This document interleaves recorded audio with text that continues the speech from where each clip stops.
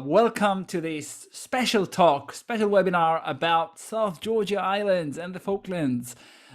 This talk will be recorded, so just in case you might have to leave or might miss it or want to watch it again, you'll be able to watch it online. We're going to upload it to my YouTube channel, so you can watch it over there. So this talk will be more or less 60 minutes, including Q&A.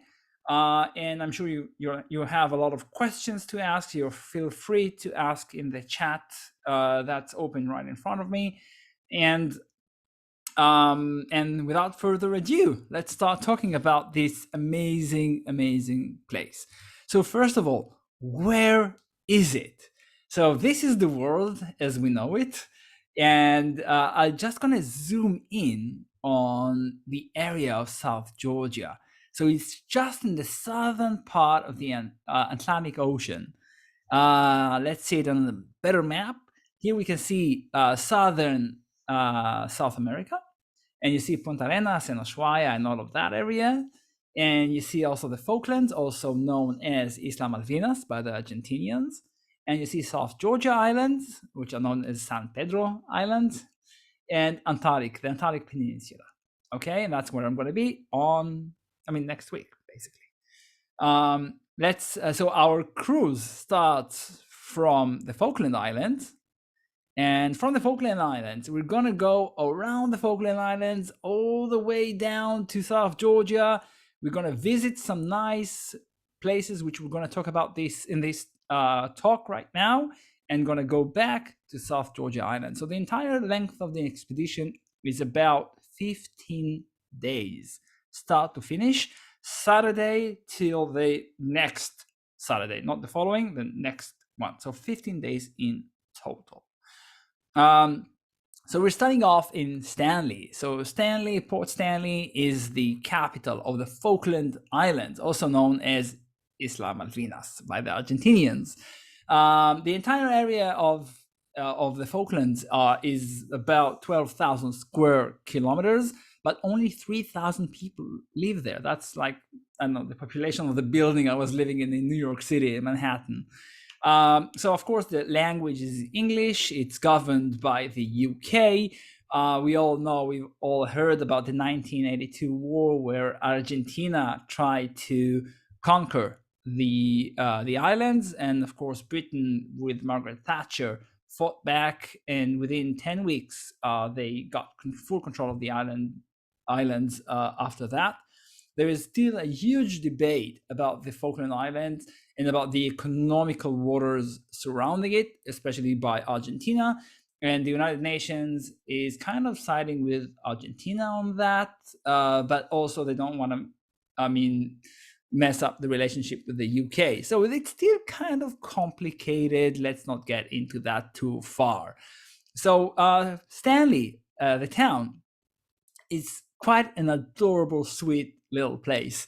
It's, again, as I've mentioned, only 3,000 people live there.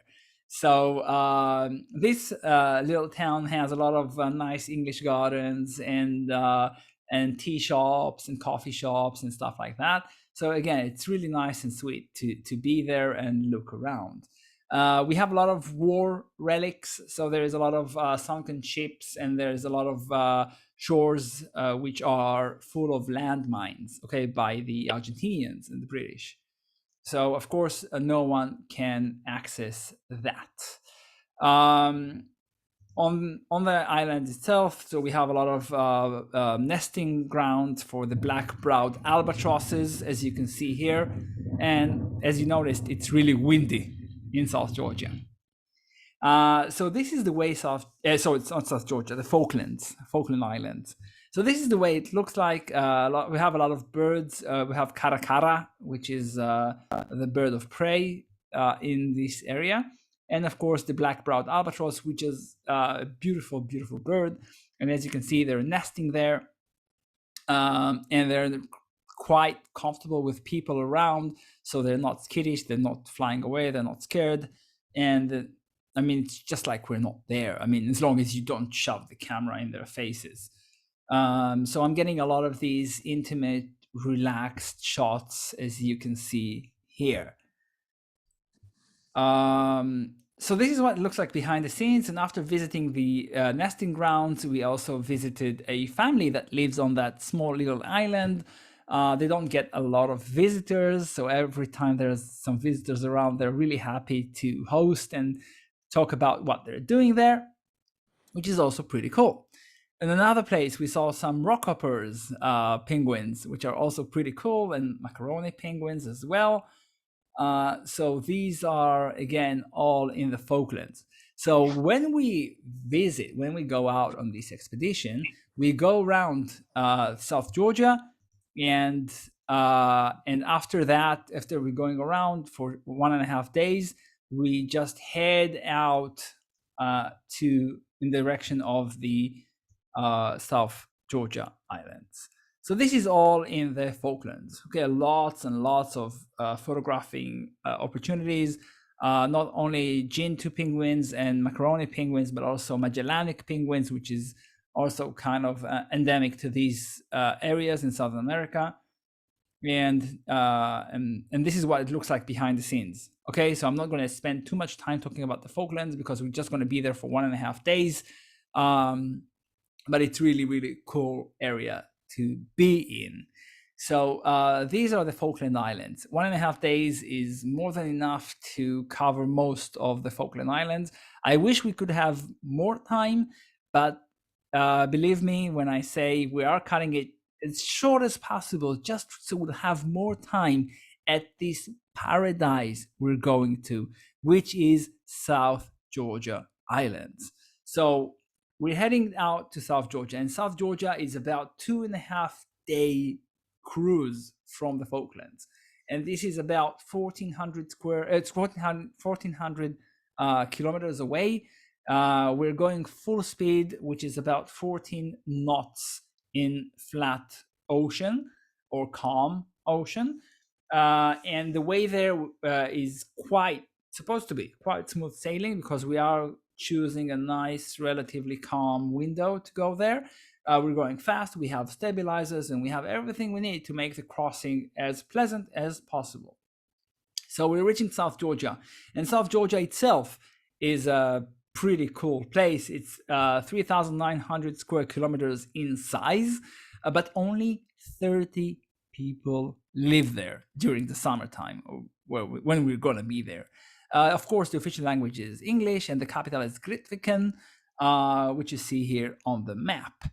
So South Georgia was discovered in 1675 by a British merchant by the name of De La Roche. Okay, Anthony De La Roche. It sounds French, but he's an Englishman. Trust me, I checked. And this guy actually has the first sighting of South Georgia, but it's called on early maps La Roche Islands or Roche Islands.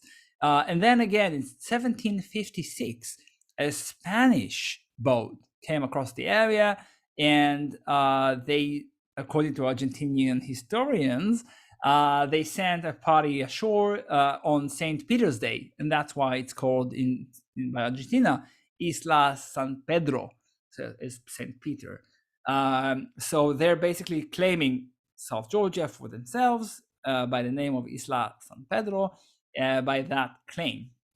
But later on, in 1775, we've had the first confirmed landing and official survey of South Georgia by the famous Captain James Cook, 1775. So he got to South Georgia, but since there was very little information about this island, they didn't know if it was an island indeed or not. So Captain Cook thought that this is part of Antarctica, or Terra Australis, as he thought. And so they sailed across the island. They went south, and they went south, and they went south until they got to the tip of the island. And then, only then, Captain Cook understood that this is it's an island and not the southern continent. And this is why the southern tip of South Georgia is called Cape Disappointment, because Captain Cook was so disappointed that this is not Antarctica, and he named the southern tip of South Georgia by that name, just to emphasize his disappointment. So South Georgia was charted, surveyed, and mapped by Captain James Cook and his crew. Since then, there was a lot of sealing, so there were a lot of Europeans, mostly British, Dutch, Norwegian, Swedish, came down to this area and went for fur seals and just to get their furs for the fur industry, and then whaling. So they went down there and hunted whales and processed all of that in on the island in Storsnes and Grytviken and other places as well, and sent that blubber and oil back to Europe, and that was the driving force of Europe during the early period of the Industrial Revolution. So South Georgia is very mountainous. The peaks reach all the way to 2,700 meters in altitude, and all of the central part of the island is huge mountain peaks and huge glaciers that carve this island. And also because of that, we have a lot of fjords, remnants of the last ice age, and we have a lot of bays, and we have a lot of plains, which were part once under the glaciers, so now it's open plains. So this is all that characterizes the landscape of South Georgia. Let's zoom in on that satellite image. This is what it looks like. Wherever you see that bright blue, this is actually water coming in from the glaciers, so it's brighter than the ocean surrounding it. And this is how it looks like from the satellite view. So we have a lot of these plains over here, and I'm going to show you this area soon. This is the St. Andrews Plain, and here we have Driskal Fjord, and here we have a lot of other bays and fjords around South Georgia. And actually, it's going to take a while to see all of these places. And this is why we're such in a hurry to get from the Falklands all the way to South Georgia. So we'll have as much time as we can to spend in that area. And we're going to have about 7 or 8 days. So just about over a week to explore South Georgia and be in the best places at the best time of the day, in the best time of the year, to experience this this landscape and the surrounding with the huge colonies. So, of course, you can't speak about South Georgia without mentioning the king penguin colonies. And the king penguin colonies are huge. They're massive. Okay, actually, there are hundreds of thousands of penguins, of mating pairs in each and every colony. And here you see a time lapse that I've done on the plains. And you see the brown stripes in the middle. So these are the young penguins. So the adults just push the younger ones away from them in these nurseries, and that's where they concentrate them. And this river, this stream, is actually meltwater from the huge icebergs, and that's this area is called Salisbury Plains. More plains that were once under a huge sheet of ice. And these plains are now home to hundreds of thousands of penguins. And again, you see the young ones are in the front. And this is another one from a little bit from above. Again, you see the young ones in these arteries in the middle of the colony.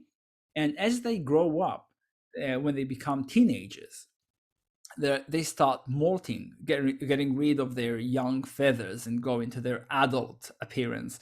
And that's when it's so scratchy, I guess, for them. So they just tear off those feathers, and they're really cranky. So you don't want to get near those teenagers, because, I mean, teenagers are cranky anyway, but especially when they're king penguins. So king penguins are the second tallest penguin on Earth. So they come second after the emperor penguin. They're cousins, okay, so they're related. And king penguins can reach a height of 90 centimeters. Maybe some can reach 1 meter.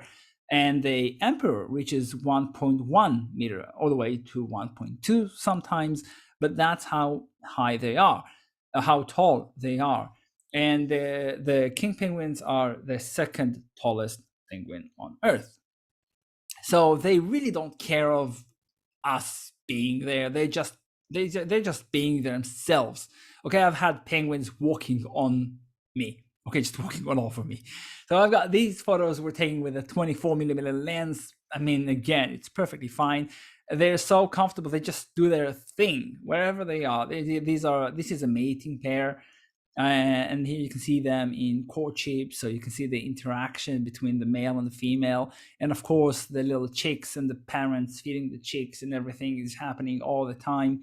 And this is another one with a 24 millimeter lens, 2.8, just getting this young penguin with all the landscape around it. Of this area is actually in St. Andrews Plains, and you're getting a lot of that. So this is again St. Andrews Plains, and you see that huge glacier on the mountain. So this glacier reached all the way to the ocean just 150 years ago, and it has melted so much due to global climate change and global warming that it has receded that far up the mountain. But underneath the glacier, now we have these plains that are home to hundreds of thousands of penguins again. I don't know about you, but for me, it was super impressive to be there. I mean, it was mind blowing. I didn't want to leave. I didn't want to go away. So, I mean, just just beam me up there. I mean, just get me over there. I'm staying there. This is one of my favorite places on Earth, and the sight of being there, and the energy and the sounds, and yeah, the smells as well, but it's just so overwhelming that nothing can compare to it. And if you look at this image, you look down at the males, and they have this the little belly underneath. So actually there's an egg, and they're incubating the egg. So to insulate the egg from the cold ground, they actually have the egg on top of their feet, and their belly has a little pouch that covers that egg and keeps it warm. So whenever you see a fat penguin with a beer belly, that's actually an egg belly and not a beer belly. So this is again the surrounding landscape. So this is an amazing place, just not just for wildlife, but also for landscape photography as well. And as well, we can do macro and abstract photography with all the penguins around. And now I'm going to show you a short video that I took in South Georgia, just to show you what it looks like in video. And again, you're going to see those male penguins incubating the eggs, and I hope you can hear the sound as well.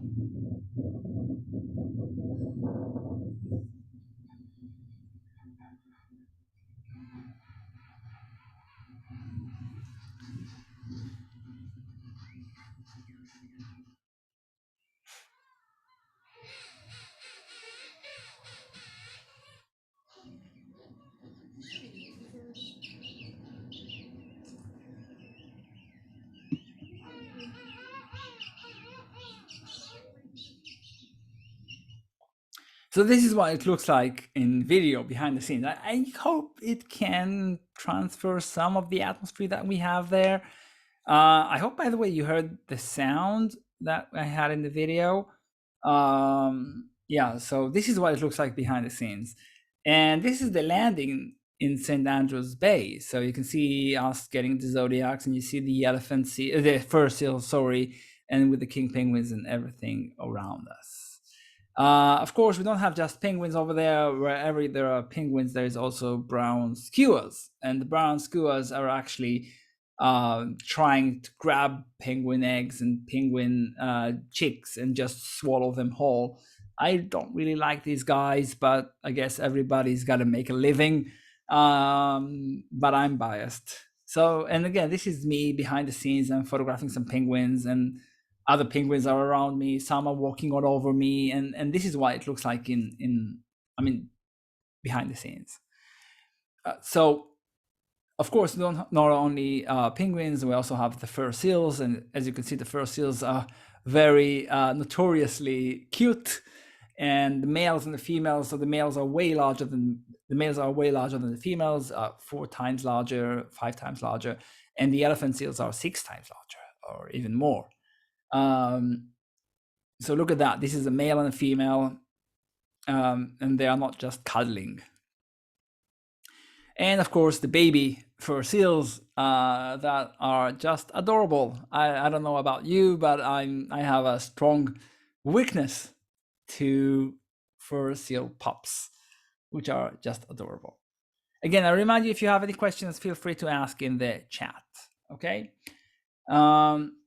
So this is the behind the scenes, and this is in Stromsness.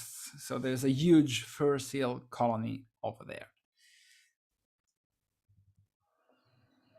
So of course, one of the main reasons why we go there at this time of the year in October, later the second half of October, 15 days, and we're going there for the elephant seals. Okay, and the elephant seals, of course, all the others would be there, the king penguins and the macaroni penguins and the chinstrap and the gentoo and all of that. But besides that, we're going to have the elephant seals, and the elephant seals at springtime. This is actually Antarctic spring, southern spring.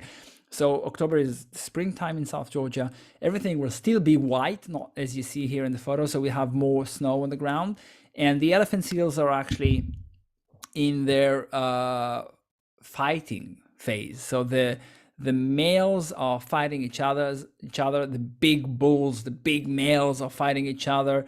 And they can reach huge sizes. Okay, 4 meters long, 5 meters long, even 6 meters long. The bigger ones, they can reach 4 tons or even 5 tons in weight, metric tons. Okay, 5,000 kilograms of elephant seal. This is huge, huge, huge thing. And they fight each other. Sometimes they fight to the death. Okay, this is totally dramatic.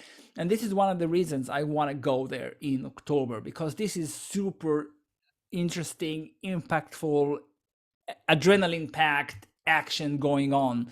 And this is why it's so important to be there at this time of the year. I mean, we're going to get everything else, but we're not going to get as many fur seal males, which is a good thing, because in November and early December, there are so many fur seal males, and they are quite dangerous to people. They can bite people, unlike the elephant seals.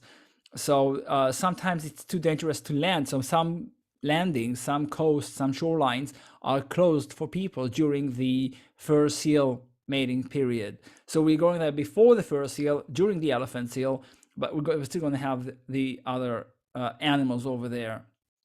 So the elephant seals are the funniest animal on earth. Okay, this is the three tenors, as I call it, and they are notoriously funny. They make the funniest faces and the funniest sounds. So I'm going to show you a little bit of a video of me talking, and behind me there's going to be some elephant seals fighting. So let's see that. It's in Hebrew. I'm sorry about that, but the elephant seals are international.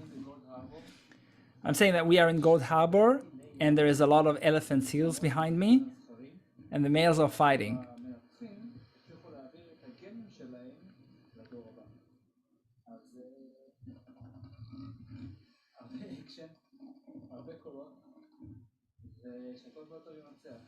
So the winning male actually gets to form a harem. So that harem has several dozens of females. So that's a huge harem for a seal.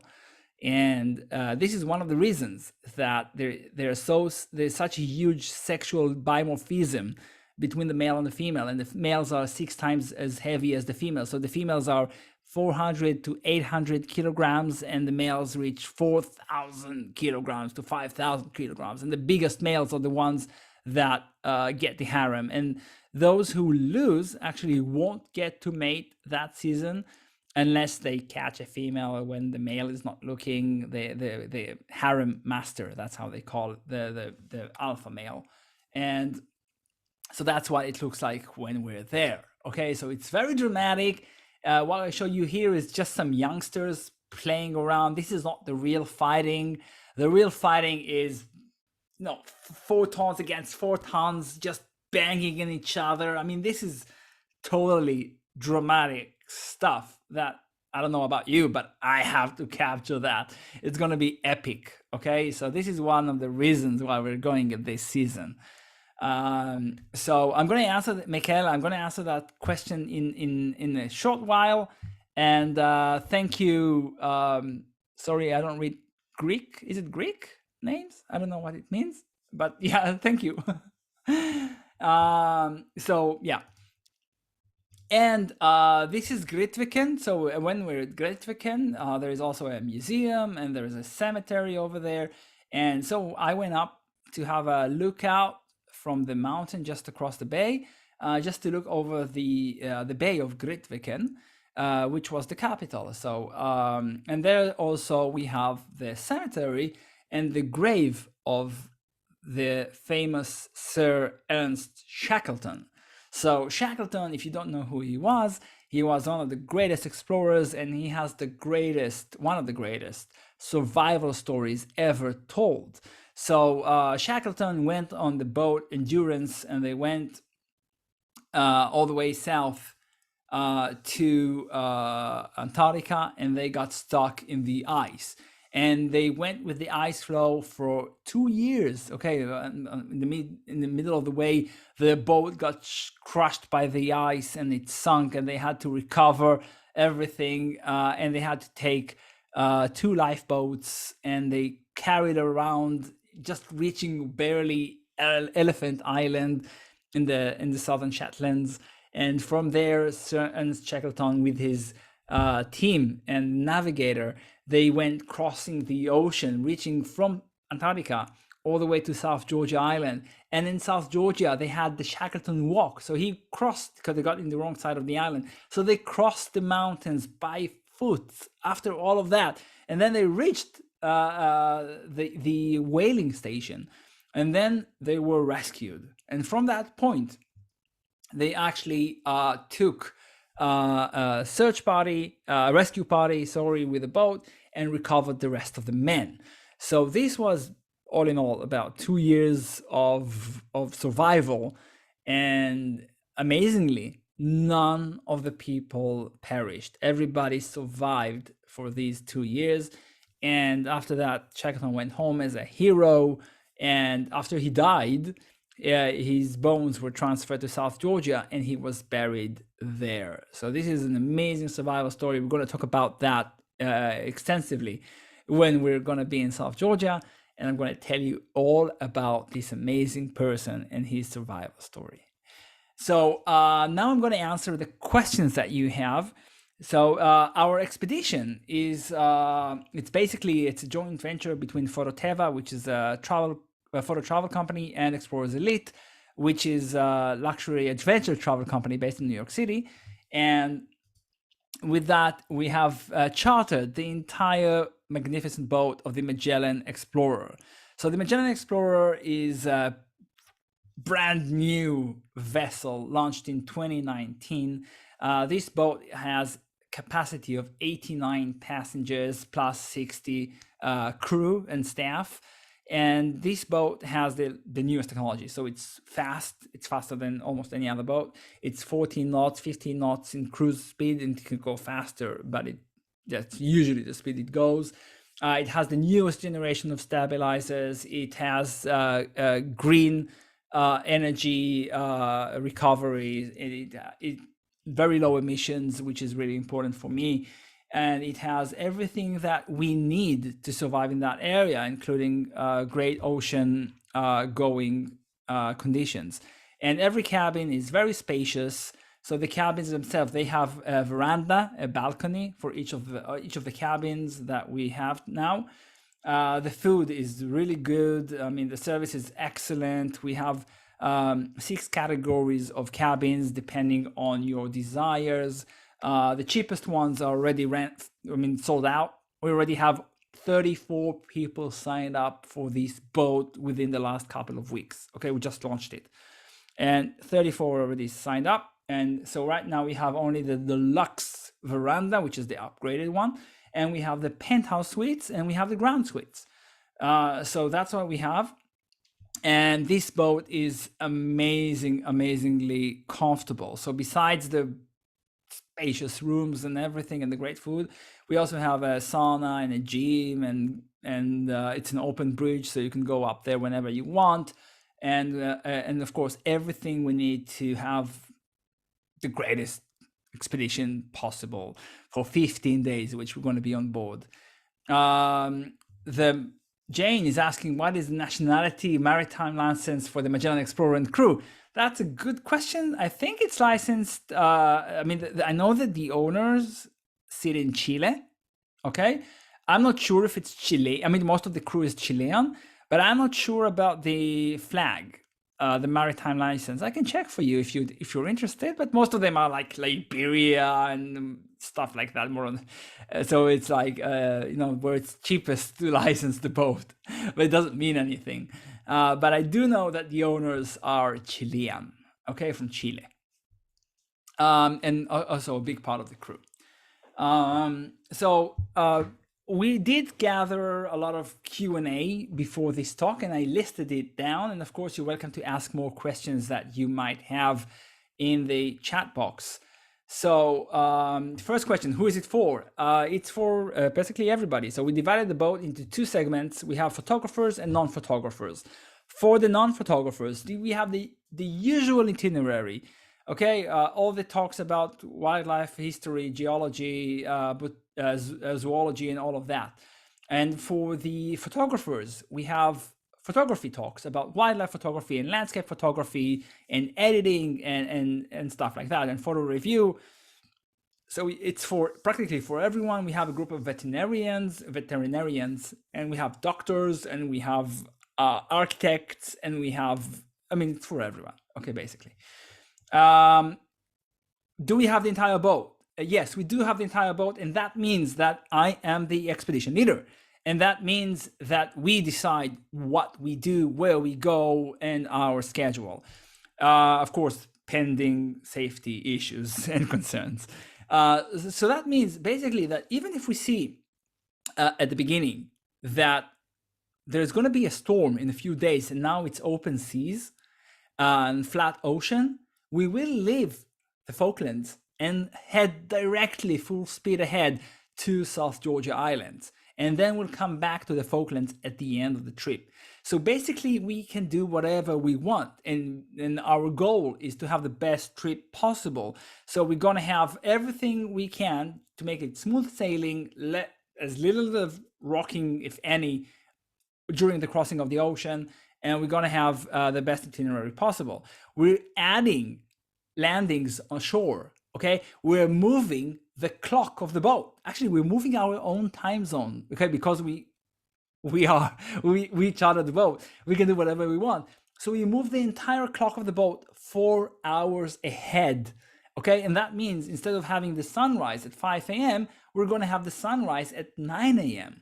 So we can wake up, have a nice breakfast, go ashore, and photograph the penguins at sunrise, okay? And not wake up at 4 a.m., okay? So we just move the clock wherever we want to, which is also pretty cool. We're going to have we're going to have morning landings, afternoon landings, and evening landings. So we're going to have, again, this is like a buffet, okay? You can have as much as you want. If you had enough and you want to rest, and I don't know why, but you want to stay on the boat and not go ashore, you can do that, okay? You don't want to attend the lectures, you can do that. You want to attend the zoology talk and not the photography talk, you can do that, okay? So basically we have a full-on, very rich buffet, and you can choose whatever you want to take from that buffet. That's totally up to you, okay? What's special about this trip? So it's the right time of the year. It's springtime in South Georgia. It's the mating time of the elephant seals. It's the king penguin colonies at the good weather. And it's our boat, and we have the most time in South Georgia as possible. And we have the entire boat. So again, that's the richest buffet. Jane, brilliant to adjust the clock. Yes, thank you. I'm glad you liked it. John, I'm going to answer that in a moment. How bad is the sea? That's a big question that we've had so many times. So, I mean, it is an ocean, okay, basically, but it's not crossing the Drake Passage. So it's not as bad as the Drake Passage, and we do have the fastest, most stable boat, and we do adjust our crossing according to the conditions of the sea. So we are trying to avoid the waves as possible. But during our presence in the Falklands and during our presence in South Georgia, we're going to have really, really calm seas, because we're going to harbor and rest and sleep in the protected areas, in the fjords and the bays, and where it's completely still. So while we're there, it's still. On the way in and out, we're going to try to make it as smooth as possible and as little rocky as possible. But, we can't promise anything, but we will do our best. How cold is it? That's the question we had before. How cold is it? So it's usually that time of the year, it goes down to -2 and goes centigrade, -2 degrees centigrade or +8 degrees centigrade. That's the average. There could be days of +15, +18, +20 degrees centigrade, and it can be -8. Okay, basically that's the range that we are talking about. Okay, in Fahrenheit, it's just about below freezing, so that's 30 degrees Fahrenheit, 10 degrees Fahrenheit, and not 10, but let's say 20 degrees Fahrenheit. And in the higher level, it's going to be about 50 degrees Fahrenheit. Okay, for the Fahrenheit going people. Chris is asking, as a veterinarian, would continuing education credits be available if you have veterinarians on staff? I'm licensed in California. That's a very good question. So basically, we are looking into doing a symposium for veterinarians. And I don't know about education credits. That's something we need to check into, because every state, from what I understand, has its own requirements. I do know that for veterinarians coming from Israel, it's deductible, okay? Because there's going to be a symposium, it's going to be educational content, and it's a professional tour. But I don't know about Californian education credits and tax deductible. Okay, that's you need to check with your accountant and your CPA, basically. Okay, so will there be any clothing supplied by the boat, like boots? Well, basically not, and we don't really need any specific clothes. Even the boots, we don't really need that, because we're gonna land ashore. So you bring your own boots or your own hiking shoes, and we're gonna get you as dry as possible. I'm also bringing my own hiking shoes, which are water resistant, but it's not boots. How cold is it? I answered that question. Do I have to be fit? That's the question that we had before, coming in from John from Montreal. So you don't have to be fit. Okay, we're going to have we're going to divide into groups when we are ashore. So we're going to have the wildlife photographers that will be in about 2 groups, or that will be photographing penguins and elephant seals and stuff like that.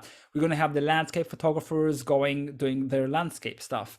We're going to have non-photographers staying ashore for limited physical shape, okay? And they're going to be walking around getting explanations by our local specialists about the penguins and about the elephant seals and everything about that, going around, walking. I mean, not too far, not too hard, not too fast. And we're going to have hiking trips. So for those who want to do hiking, we can do hiking trips going up on little hills and scouting around. We can do the Shackleton walk. We can follow in the footsteps of Sir Ernst Shackleton and his team. So there is a lot of really cool hiking trips that we can do there. Okay, so that's basically possible whatever shape you're in. We have something for you. Okay. Lillian is asking, can we be in 2 groups, like wildlife and landscape? Yes, sure. And also vets. Sure. You're also a vet and a wildlife and landscape. And yeah, sure. You can do whatever you want. Okay. That's basically what we're going for. So we are building this trip, as I've mentioned, as a buffet. Okay. So you can go to you can't be in 2 places at once. Sorry about that. But you can be in one group and then go to the other group and then go back to this group, and we can shift around between days and landings and stuff like that. So again, you can decide on the spot what you want to do, and it's up to you.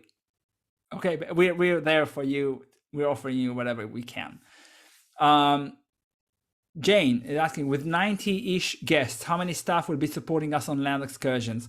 So basically, it's not going to be 90. It's going to be about 86 people, basically.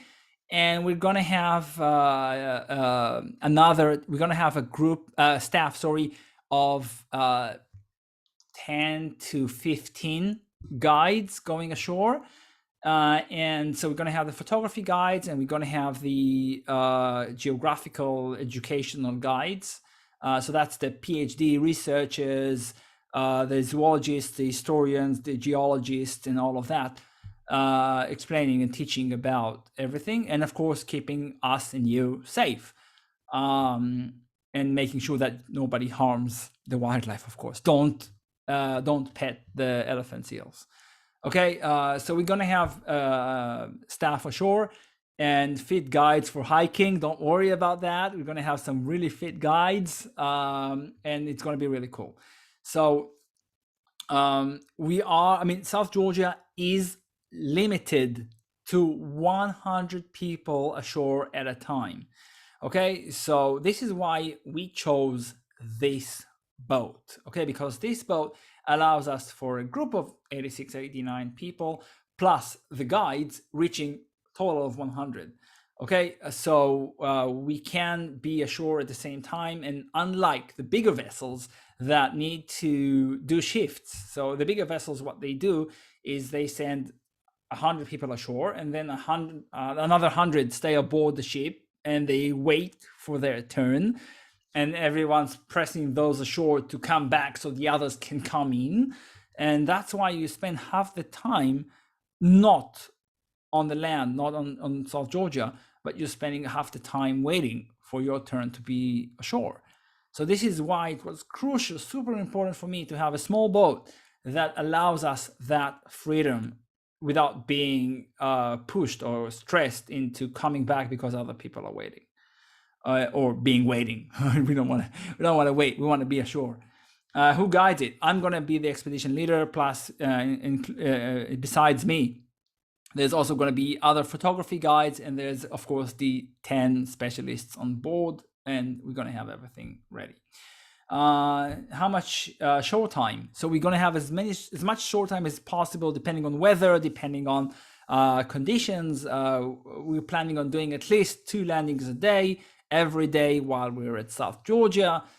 So we are maximizing that. Again, it's a buffet. You choose if you want to go, you don't want to go, you had enough, you want to rest, you want to, up to you. Okay. What is the cabin availability? So the porthole cabins and veranda cabins have been totally, completely sold out. We have the Veranda Deluxe and the Penthouse Suites, as I've mentioned. What's the cancellation policy? So for those who are signing up now, we have free cancellation until June 1st, 2022. So until then, you can cancel for whatever reason you want. You get a full refund. After that, we have different steps. So it's going to be 20%, then 40%, then 60%. But in 2023, 6 months before going, it's 100% in. That being said, you can still cancel and change someone to come instead of you. So if you can't go, or you don't want to go, or something, I don't know, happened, you want to cancel it, you can get somebody else instead of you. You can sell that spot. You can bring a family member or a friend or whatever, and they even can pay you directly, and we just change the name with a small name changing fee. That's also possible. If we'll have a full boat and we'll have people on standby, we'll be happy to assist and help you and change your name with somebody else that wants to go in, because they can get in. It's a win. You can get your money back. That's a win. Everybody wins. Okay, basically. So that's also possible. But we can't promise anything, of course. How many people are aboard? I've mentioned 86 to 89 plus team, staff, crew. How do we get there? So we're meeting you in the Falklands, in South Georgia. Sorry, in the Falklands, in Stanley, Port Stanley. So we fly there. We can reach there through Sao Paulo or through Punta Arenas. So Punta Arenas is the preferable way to get there. So we're flying to Punta Arenas, and from Punta Arenas, we're taking a flight, a plane. It's an international flight, regular flight, an hour and 20 minutes from Punta Arenas to Stanley in the Falklands. Okay, so we meet you in the Falklands. People are coming from all over the world. We have people coming in from Australia. We have people coming in from the US. We have people coming in from the UK. People are coming from anywhere, everywhere. Henry is asking, are there medical facilities? Yes, of course, there are medical facilities on the ship. We have a doctor and we have an infirmary. So we have a small little clinic on board with everything we need for emergency procedures on the ship. If something's too complicated for our doctor and the infirmary, we're gonna evacuate the person if needed. But they have practically everything you need to survive over there. Does insurance cover illness, injury if there is a need to cancel? Yeah, that depends on your insurance. We did have, I'm flying there on to Antarctica on Wednesday. We did have a person that unfortunately had to cancel less than 90 days before, and she got 50% back from her insurance. Okay, I can tell you that. But it all depends on your insurance. Some insurance policies can allow cancellation for any reason, some just medical, some, again, depending on your insurance. I cannot promise you or relate to specific plans, but you need to check with your insurance. Could you describe a typical day? How much time spent ashore? So basically we have breakfast at 7:30. We get ready at 8:30 and land ashore. Sunrise is about 9:20. So we photograph penguins at sunrise, which would be really cool. And then we come back for lunch. After lunch, we're gonna organize, get everything together, go again ashore. In the meantime, we're gonna go. The boat's gonna sail to another shore, another bay, another fjord. We're gonna go ashore. We're gonna come back for dinner. After dinner, if again there's a good reason, we'll go ashore again. Again, depending on what there is to see and where we are at that time and how the weather is and if people want to do it. Okay, so that's basically a typical day, and then we go to bed at around 10 p.m., 11 p.m. and wake up again at 7. So that's basically a typical day over there. But again, it's so, everything can change with the weather and everything.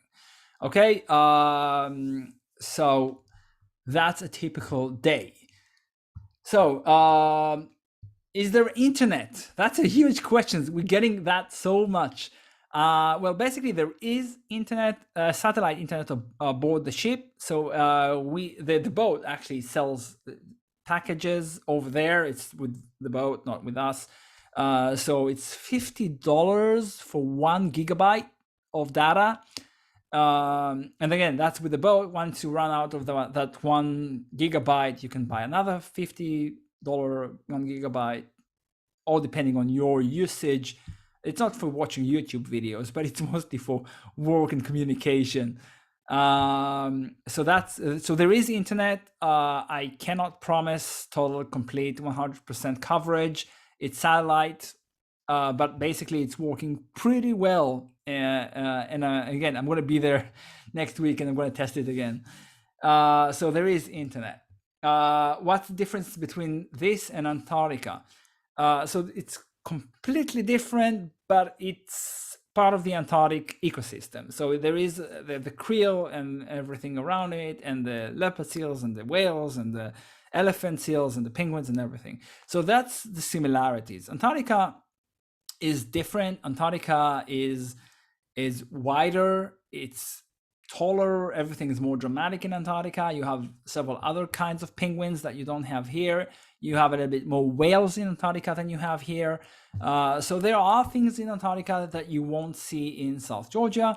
And the advantage of South Georgia compared to Antarctica is that you have the huge colonies of king penguins.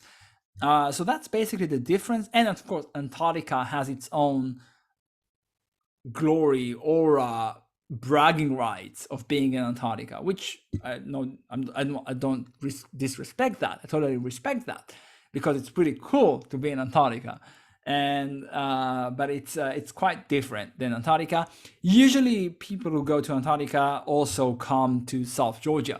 So a lot of the people who have signed up to South Georgia are people who have been to Antarctica. So it's basically like part one and part two of the same thing. And I really, really, really suggest doing both. Okay. Jane asking, isn't Antarctica much colder than South Georgia? So yeah, Antarctica is colder than South Georgia, of course. And South Georgia is an island, and it doesn't get as cold as the continent itself. It's not as south as Antarctica. Antarctica is about 65 degrees south, and this is about 54 degrees south. So it's quite different in weather terms. So Antarctica is colder. That's why it's whiter and bigger glaciers and bigger icebergs. You don't have those icebergs over here. So it's quite different on that aspect. Let's see, what else do we have? Michaela Ochmeyer is asking, what are the payment terms? So upon signing up, there is a 20% deposit, okay, which is refundable until June 1st. 20% deposit, which is just to know that everyone who has signed up is serious about signing up. So we don't just reserve rooms for no reason. Okay, so this is a 20% deposit upon registration. And then we divide the payments. So until February 1st, 2023, the entire payment has to be transferred, okay? So we can do that with a monthly payment, or we can do that in several payments. Some people wanted to pay everything in advance, so some people already paid everything, but it's all up to you. So it's up to 12 payments, but usually it's people do 3 payments basically. John is asking, do you suggest of a camera equipment to bring? Yes, bring a camera, please. Bring a camera. Bring everything that you have. My suggestion is 24 to 70 millimeter or 70 to 200. We basically don't really need much more than that. But if you have more than that, bring it. Be my guest. Okay. So yeah. Henry, what are the dates of the trip?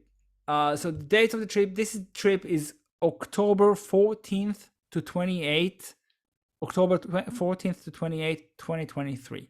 Okay, so we do have that a year and a half in advance because of the logistics of getting there. This is not an easy trip to set up, I must admit.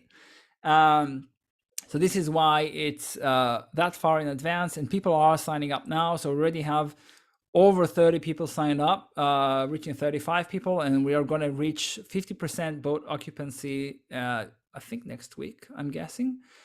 And how much is the trip, Natalie is asking. So it again depends on the cabin. It's still early bird pricing right now. It's until February 1st. We have the early bird pricing. So it's I did have that over here. So this is not the early bird. This is the regular pricing. So the early bird pricing is $1,000 cheaper. So if you are signing up now until February 1st, I must mention again, you can still enjoy the early bird. This is not early bird. Okay, the early bird is, so the Veranda Deluxe is 14.8. And now it says 15.8. That's the regular price. Now it's still 14.8 until February 1st. Starting February 1st, this is the price. Okay, 15.8 K per person in the Veranda Deluxe cabin, which is, this is what we have right now. All the others, this in the penthouse suite. All the others have been sold out. I mean, it's amazing to see that people signed up within a week. Over 20 people signed up, which is again amazingly encouraging. This is something done right. This is way cheaper than we intended. Okay, when we started planning this trip, the prices were $2,000 to $3,000 higher per each of the cabins. Okay, so this is way cheaper than we initially intended, and we are super thrilled and happy about that we could make it cheaper.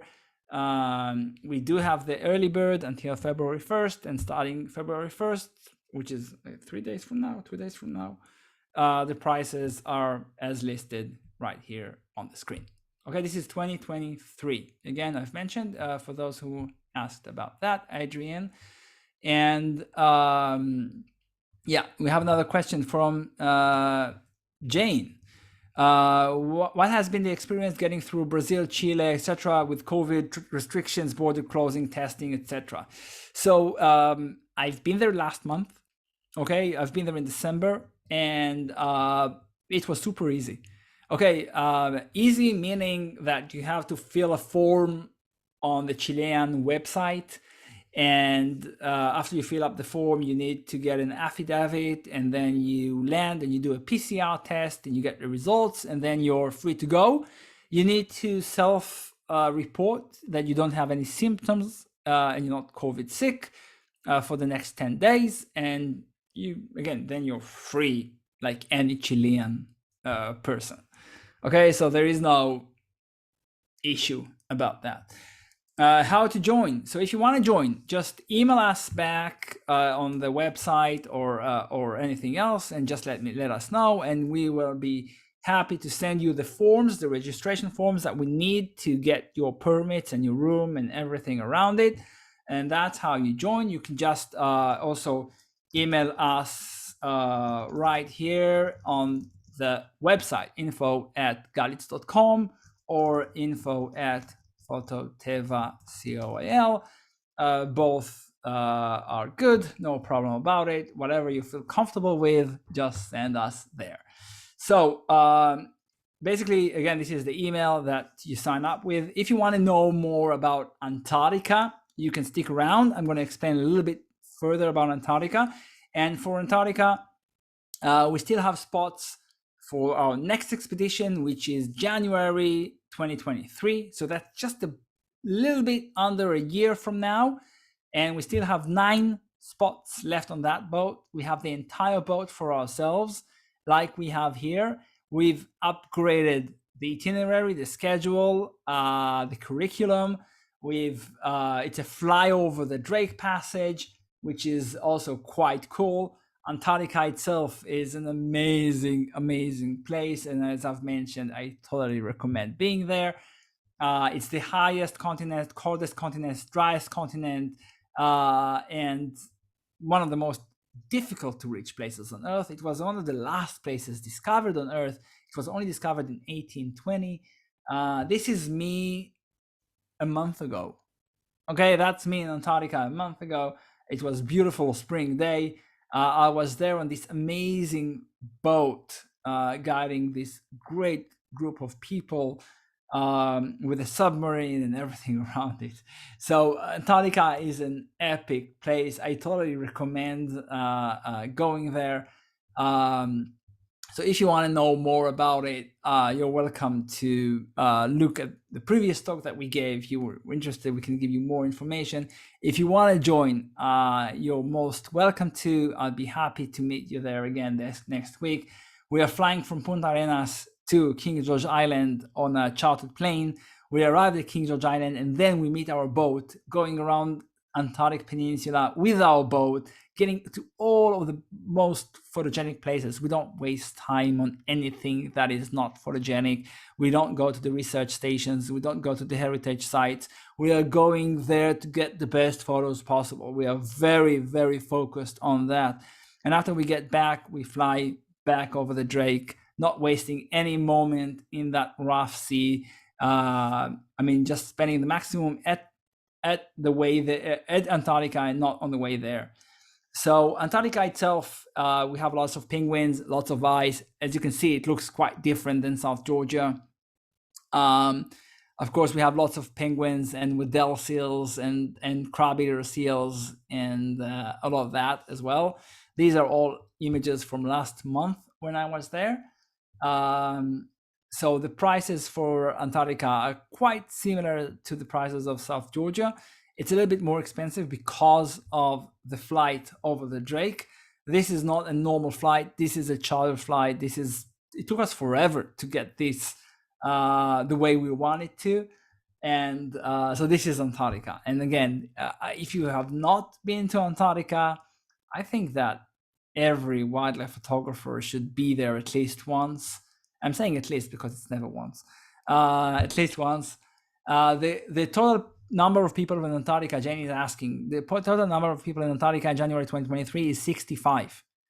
So our boat, the Ocean Nova, is 65 people only. So this is a smaller boat. It's a 7 Zodiac boat. We're getting there again to the best spots possible, faster disembarkation and embarkation. So we're having all of that when we're there.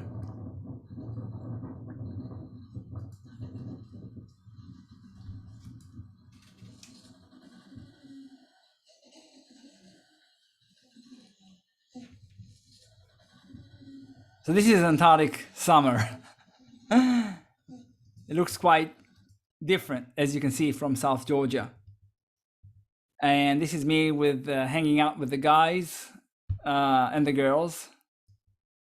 So this is what it looks like in Antarctica. That's the chinstrap penguins in Half Moon Island.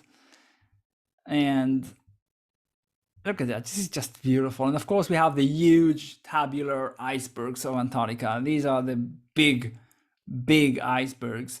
And as you can see on the top, on the bottom left, if you can see on the screen, and I hope you can, you see those little pixels. These are Adelie penguins. Okay, and this iceberg is about 450, 500 feet tall.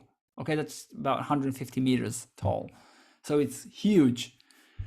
Does the price include flights to where we initially meet up? No, so it's not including the flights where we initially meet up. Here in Antarctica, we meet up in Punta Arenas, and from there we are flying. The flying over the Drake is included. Okay, getting to Antarctica is included.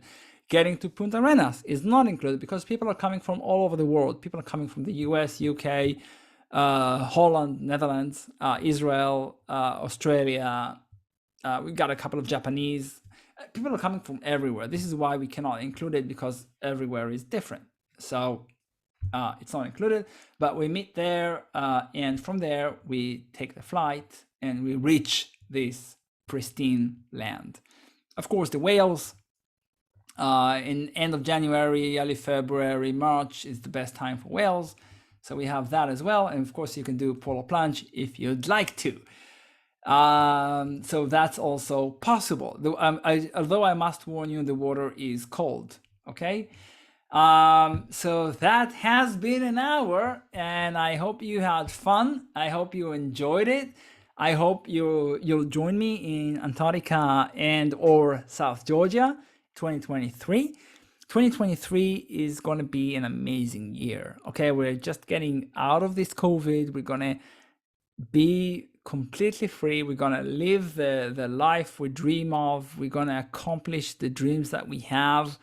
And we're going to be in all of the best places on earth. Okay, so this is something that I'm really looking forward